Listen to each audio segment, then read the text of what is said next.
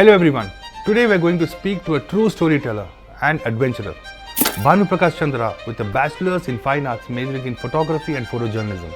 Bhanu's journey has been nothing short of extraordinary, capturing impactful images as a photographer at the Week, India's English news weekly magazine. Bhanu's lens has uncovered gripping human interest tales and hard news stories from around the world. Bhanu's passion for photography has earned him prestigious applause. Beyond his camera, Bhanu is a tech enthusiast and avid motorcyclist. He has explored the front lines in Ukraine's Donbas region and even graced the cover of the week's historic issue. Join us for an engaging conversation that delves into the dynamic experience and unwavering curiosity. I am Abubakar Siddiq. You're watching Journalism Through a Lens.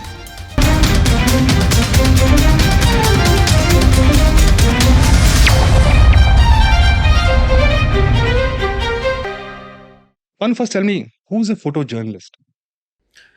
Abu, first of all, I want to thank you for showing interest to portray or interview me and tell the story of war. I thank you and your organization for inviting me. Coming back to your question, the photojournalist is someone who faces the situation firsthand and experiences the ground realities and tells what is happening there to the people. So through his pictures and sometimes words, and in modern days with the videos. And even the photographers are the same job, right? Don't you think so? Yeah, photographers actually just record what is happening. It is also kind of documentation, but photojournalists will have a view because of knowledge they have about a word. They can tell stories with their own personal angle, and they can have, for example, a comparison between certain things like that. For example, if you take wildlife, there are two kinds of things. One, you talk about just the beauty of the animal, that is photography. But if you are a photojournalist or a storyteller, you look and the comparison between animals and their behavior and all, you give more importance to that so that it is represented well.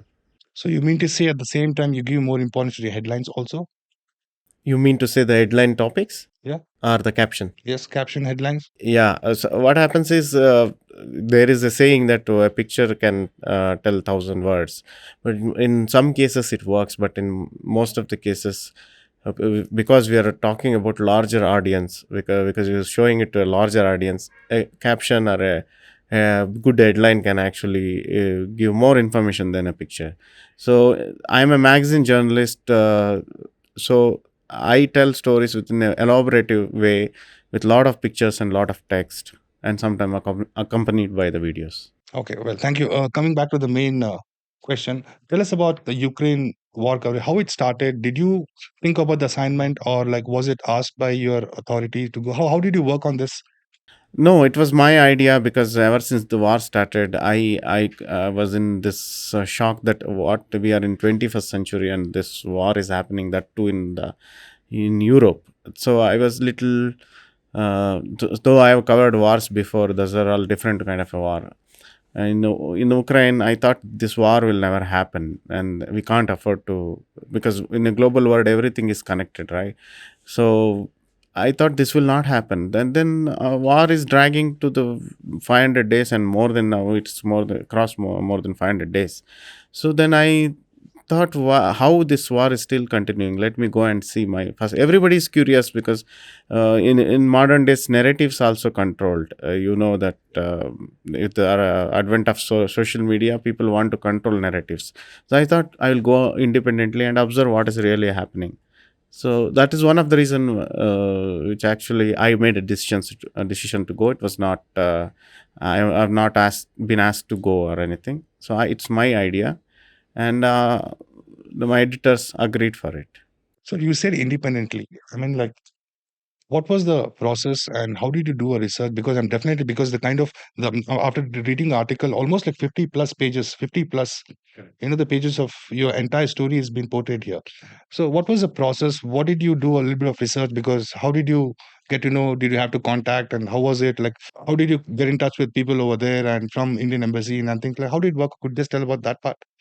See, for a photojournalist, for a source is first thing, and then gaining confidence of the people whom you are going to interview is the second thing. So, in my case, I did research to know about the history of relationship between Ukraine and Russia. So, I read a lot of books, like recently written by many veteran journalists after the war broke out. So, I read a lot of books like. What happened just before war started, and those are things gave me insight to understand it better.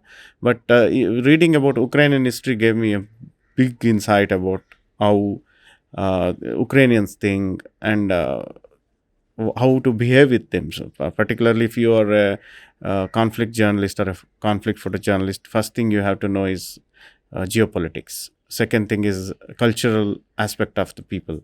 If you are now missing those two things, you will get into trouble. So these are the aspects which I learned from those books, and that really helped me to carry out this assignment. And other process that you are asking about, visa and all, it was a hurdle actually. I never got scared about war or being there with in between the bombs and all, but I was scared of all this red tapeism of visa travel process and all. It was difficult, but somehow I pulled off. Now, when we talk about wars, we have seen in movies and what we see right now in Ukraine, what's happening over there. When you thought about this going for the assignment, what there was some sort of a fear in you, like, because we don't know what might happen, and how was the response from your editor, your colleagues, your friends, your family? Yeah, yeah, yeah. Everybody thought I'm a madman to go there and all. It is true because it's not that I was scared or anything. I was scared even when I was on assignment on the ground. I got scared a few times, but it's all about management. Coming back to the reality, you are already in the waters. Only thing can do is swim. So I just managed it. Basically, your focus is on more into human interest stories. How do you approach? See, that is what appeals people. No, you are not talking about how many tankers comes there, donated by European countries, or how many equipments comes there. It's all written. But what you go and talk to a common people there, how they're suffering in the war field, or because of the war in even far cities which are far from the front line, they will have also problem because of the war, because of the collapse of economy. So this interests me because we can't afford a war in 21st century in a connected global world. Because I'll give you an example. Ukraine is a producer of sunflower oil. Sunflower, basically they grow sunflower. When I was traveling, I was seeing infinite view of sunflower and wheat fields. So that is, I experienced this firsthand. So we all know that Ukraine is the number one exporter of sunflower seed and oil. So when this war started, everywhere in the globally everywhere, the price of cooking oil went up. That's the connected word I'm talking about. So if something happens somewhere, it'll definitely affect us or anywhere in the globe, because of the connect. And it's a network. It's a connected word. So that's why every something happens in far from our homeland also concerns us. So, could you tell us how you started your journey, like how long it took and how you stayed there? Man, we need some more info because we have read it, but as because you're a man over there, you have been over there, you've been on the field, you're back here, and could you share how it started? Yeah, this 50-page story talks detail about my journey. It was 18 days of assignment. 18 days is a very short time to tell a big story, but somehow because of my research and the swiftness that I acted on the ground, I was able to achieve it. So it is if you ask me how many days I spent on front line, it is only 8 days. Within 8 days I went to the stabilization center. Stabilization center is a field hospital where freshly injured soldiers are brought there for life saving purpose. After that they are transported to bigger hospital in bigger cities. But if they are first soon after they are injured, their first place they come is this place. So I was there witnessing the injuries, though it was not fatal injuries that I witnessed, but it was gut wrenching because the blood, the injuries, the pain, and all. But despite all that, I saw only positivity in those soldiers. who actually never got scared of war or anything. They were all longing to go back to the fighting. The second thing is, I visited few trenches, like in the front line, trenches where soldiers hold up for weeks together fighting. So I got an opportunity to go to 2 3 trenches. So it was an different kind of experience, and it's all high. It's tensed places, like everywhere the bomb is, the artillery and mortar fires are flying from incoming and outgoing. So it's kind of scary moment. You don't know when one of the bombs will land near you. Any challenging moment or any moment where Yeah, you have this to is recollect, because you're not alone. You're going with a huge gears of cameras and camera and the lenses. So I mean, you need to take care of the equipment as well as you need to get that proper picture. Was there a little fear, like any instance where you can recollect? no, keeping a count of our safety of equipments is a second priority. Keeping your life as a first priority. I mean, safeguarding your life as a first priority. For example, when I went to a trench near Bakhmut. Bakhmut is now occupied by Russia. Near the a trench in Bakhmut, it was like it's like a forest area, and all the area was mined. I had to walk in only one path where this soldier took me. Uh, you told me that you cannot walk anywhere else than my footsteps. So I was following just his footsteps. Then you hear the blasts, like bombs coming and going, fired from this side and fired from that side. So you get scared for a moment. What if this bomb comes near you and falls? But I was not thinking much about it, because I was totally involved in the with the work, about taking pictures, taking videos, and talking to them. So though there was danger, I was not really concerned about the danger at that moment. Were you restricted from some spots, like taking people to pictures, something? Were you restricted to that? Yeah. See, all Warfront is restricted. These are the access you gain by gaining a confidence or trust from the particular battalion. They trust you, and when you talk to them, or they talk to you, they know that this person is a true journalist, is going to tell the true story. So they trust, and they give you access. But despite that, there are a lot of restrictions, like you cannot show the geography, how the place, the trees, or some electric poles and all is there. This will give away enemy. There's a lot of signs where the place is, and they might attack them again later, say after publication. So all these details were asked not to reveal. So something like that. You just mentioned about trust, because because right now what we see in the media, you have been on the field, and we also see people from the studio discussing. So how different do you see that? See, this is a different. Armchair journalism is very different. Armchair, you can actually write the same story sitting here without even going there, imagining. Now you have a AI. You can just tell that, write a story, art, touching story, and it will write. But it's all about individual credibility. If somebody knows a person, that you won't lie, you won't make up things.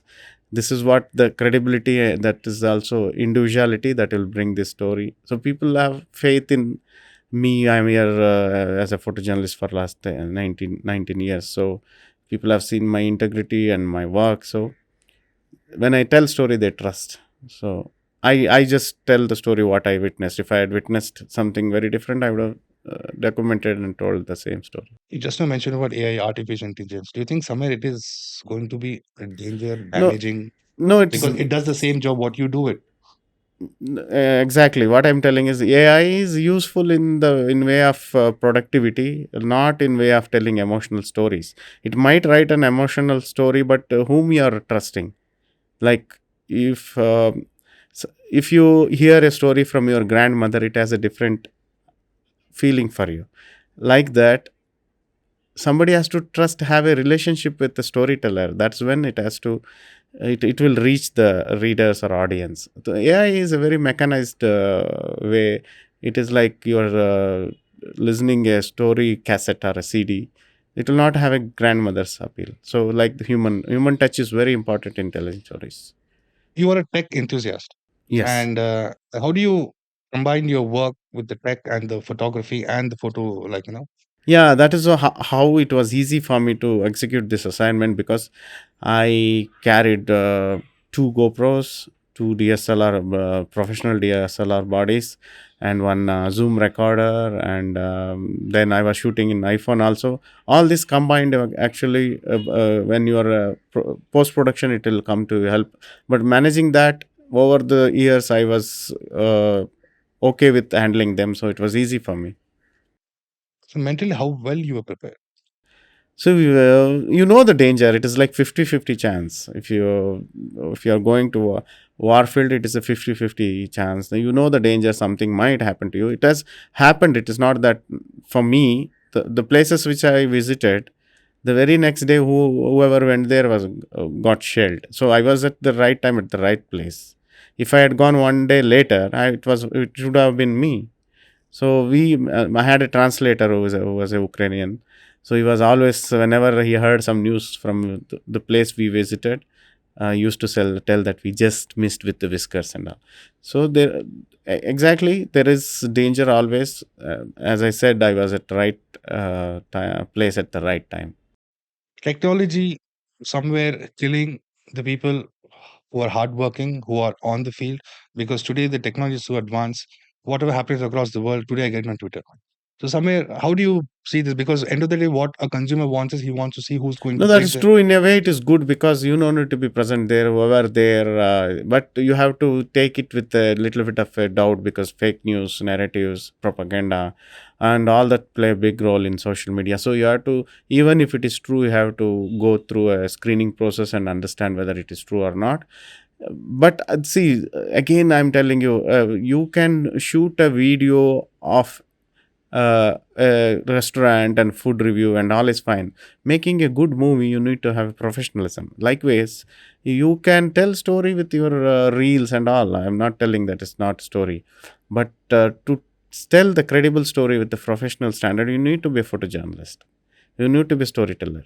It no need to be. So it's not that only photojournalists can tell stories, but anybody can tell stories with that kind of integrity. That is what needs. In the war zone, how much of patience did you carry yourself? Because Oh, it's totally. You need to be patient even something is going wrong. If you are not patient enough, you will get into a lot of risk. Even if things are not working. See, within 8 days, I had to produce a lot of things. Like I had an appointment with various battalions and all. Sometime it was not happening. For example, I actually met two Indian nationals who are fighting for Ukraine as a Ukrainian army soldier in international Legion battalion. So these people I was pursuing, I was looking for them ever since I pitched this idea. So what happened is, until the last moment, there was no confirmation that I would meet them. So you need to wait. End of the day, there would be some kind of silver lining that will help you. So patience is the paramount in war zones. If you lose patience, you will get into trouble. one more question is the basic, the viewers who are watching our podcast. Can you just briefly tell a bit of what exactly is happening in Ukraine? Because what we are knowing right now, See, when the war started on 22 in 2022 on February 24th, so a lot of people, it was a shock, because a lot of people thought this will not happen. This just after pandemic, we suffered so much as a humanity, irrespective of caste, creed, religion, and nationality. Everybody suffered. People people humanity has learned a lesson with this big pandemic. But that's the reason why is a lot of people believed that this war is not going to happen. But opposite to that, it started. Then everybody thought within matter of 10 days or something, the Ukraine going to fall into Russian hands. This is not just common human beings or not common people. Even many countries thought that Ukraine going to fall within matter of weeks. But you see, after even 500 days, it's more than nearly 2 years, they're still holding the country and a lot of positions. That is because Ukrainians, what I observed, have a high spirit to defend their country. They are patriotic. They are very individualistic. They want to defend their country at any cost.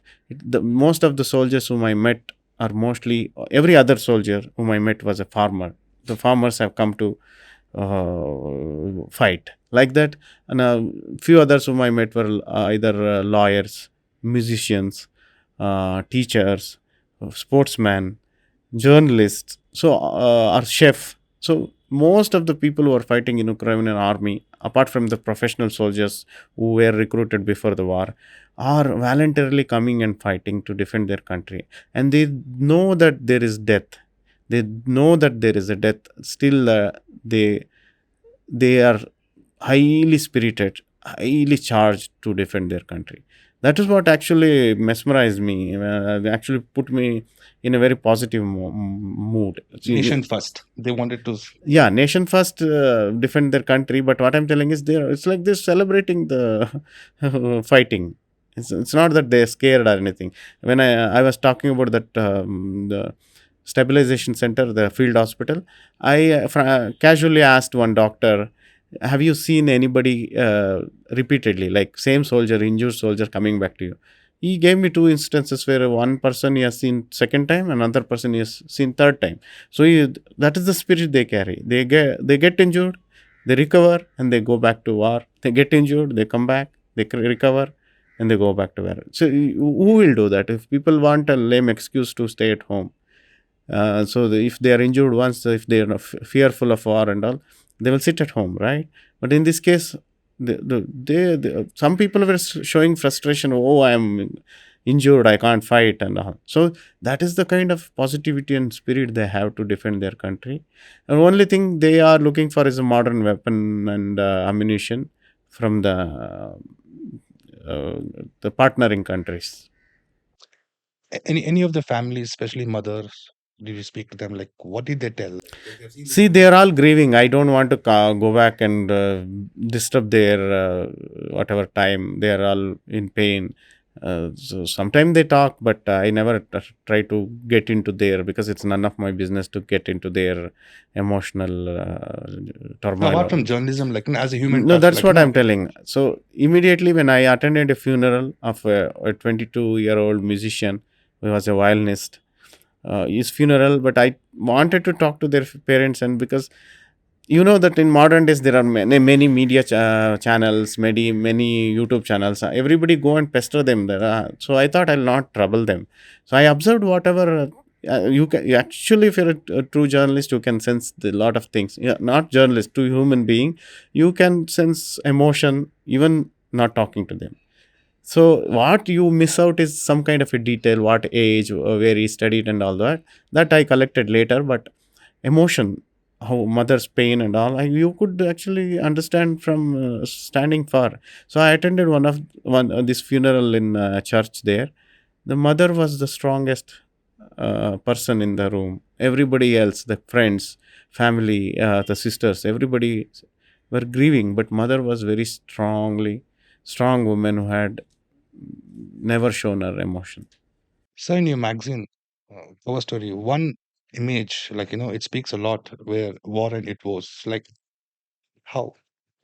See, actually, depending on what kind of personality you are, you like certain pictures. Like for me, I got a lot of feedbacks. Many times, I have some 28 to 30 pictures published. So almost all the pictures are liked by different kind of peoples. For you, that appealed. For somebody else, something else appealed, because your emotion is connected with some visual there. So this picture you are talking about is a aid distribution center. The villages which is affected by the war in the front line, the villagers are given ration by NGOs. They are there to collect the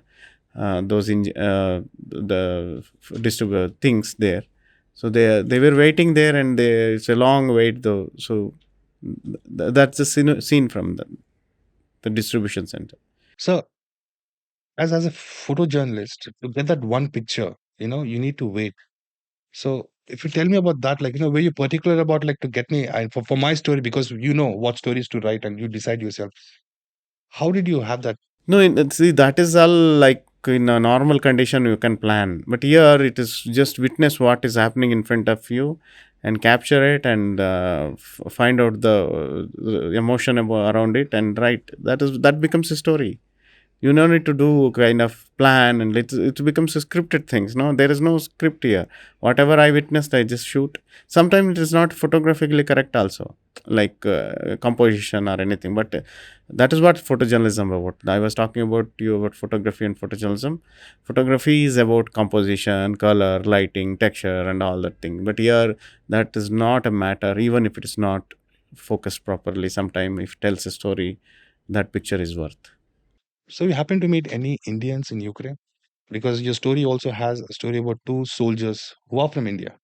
Yeah, see, actually, we have seen what happened during the beginning of the war. People, Indians, wanted to get out of the country desperately, and government did this Operation Ganga and brought back a lot of uh, people stranded there, particularly students. And also, we heard from our state one student was killed in Kharkiv. That was the same place where he was died. I visited that place, so there is some lot of Indian connection there. So another thing is there are still a lot of Indians who live in Kiev, particularly in Kiev. They are all one is a professor, one is a businessman. So they all like it's Ukraine is second home for them. They speak Ukrainian language. They love Ukrainian food. Some of them are married to Ukrainians. So for them, they don't want to come during this hard time escaping. They have a choice to come back to India. And other thing is, some of the people who thought little emotionally or little stronger than them, like there are three people. I met only two. The third one, I think, is from Tamil Nadu. He didn't show any interest to meet me. Other two people whom I met, one, both of them went there as students to study in Ukraine, and then war broke out.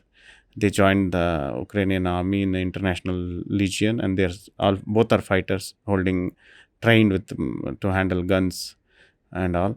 So one of them was very open to talk about his name and his place and other things. The other one, he didn't wanted to reveal his identity, so he gave his Ukrainian name. It's not his real name. So he's from Madhya Pradesh. The other one who was very open was from Haryana.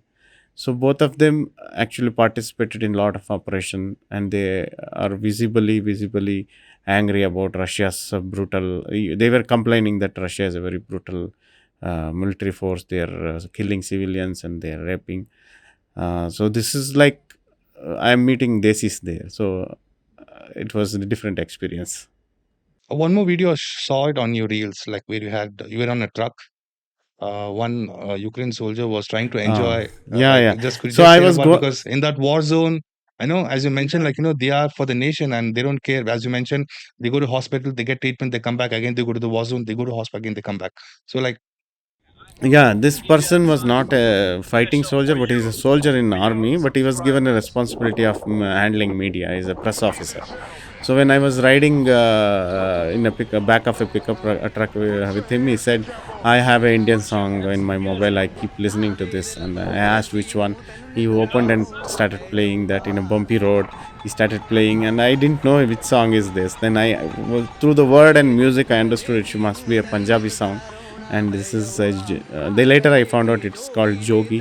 It is a Punjabi song, and he was enjoying it and he was showing it to me on record. So I recorded that and put it in my reels.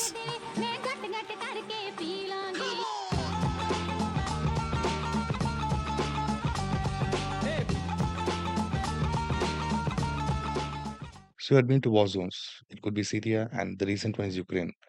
Once you come back to India, what are the brilliant questions and what the stupid questions have been asked? The stupid question would be like, did you get food? Did you carry empty pockets and all? Actually, it's not a priority for me. I can gel with, I can adjust with any kind of food. That was not at all a question. And food comes second, because first food for your soul is to get your story, get what you want to tell. If you get an access or get the pictures or the information that you're seeking, that is the first food that I expect. No, eating was a second priority, so that was not a big thing. Everybody thinks that there are no food in the war zones, which is not true. And yes, of course, in certain countries there is a dearth of supply, and there's a malnutrition and all. But in Ukraine, it was different. It is a different kind of a war. You won't find any restaurant without food, or super malls are filled with fruits and like banana and oranges, apples and all. You can, if you are bored with eating only bread and cheese and chicken, you can actually go for fruits. So that was not at all a priority. So that always, I feel that people always think about eating and not working. So that seemed like a stupid question to me. The other hilarious question is, they always concerned, how did you get this risk of life and went and do the story? Why do you do this? And all. I found that hilarious because life is precious, and people think that everybody is going to war zone, going to die, which is true in many cases. I mean, it is like a gambling with Because life. we have lost many journalists. Yeah, it's a gambling of life. I'm not denying that there is no danger. There is danger. If you're a careless person, danger increases a lot. But I'm telling you, What do you mean by careless person? Can you just... if you don't do your research, see, despite all that, you will get into trouble. I'm not telling unexpected explosion. You don't know where the landmine is, where are the snipers are, or which artillery going to come and fall on you. You don't know. I'm talking in terms of only Ukrainian war. But in Middle East, where I went, there is also threat of kidnapping. So that is added there. So I'm talking about, particularly when it comes to Ukraine, you need to study little bit about incoming and outgoing fires. You will know that which one is the incoming fire and which one is the outgoing fire. If you think, I'll just go like a picnic and guided tour or go and come back, it is not possible. You need to know the hostile situation, how to handle if there is a hostile situation and all. So that is the hilarious question. But why I found it hilarious is, the death can come to you in any assignment, not just in war zone. We have seen in a big riot in our own country, people have faced a lot of fatal injuries. So death can come from anywhere. So it's not just war zone. I will tell you, walking on certain streets as a pedestrian itself is as dangerous as walking on war zone. So we have seen how just ordinary pedestrians have need to buy bikes or cars, and they die. For me, to risk your life to tell the story is always been a passion. So I'll continue to do that. Thank you, Bhanu, for giving us your precious time and telling us the details about what all happened in your journey covering the Ukraine war crisis, and giving us a lot of informations. And a man who was on field today is with Delhi Salar. Thank you very much for sharing the dash with us. I am also thankful for Daily Salar to giving this opportunity, and I thank Abu personally for inviting me to this show.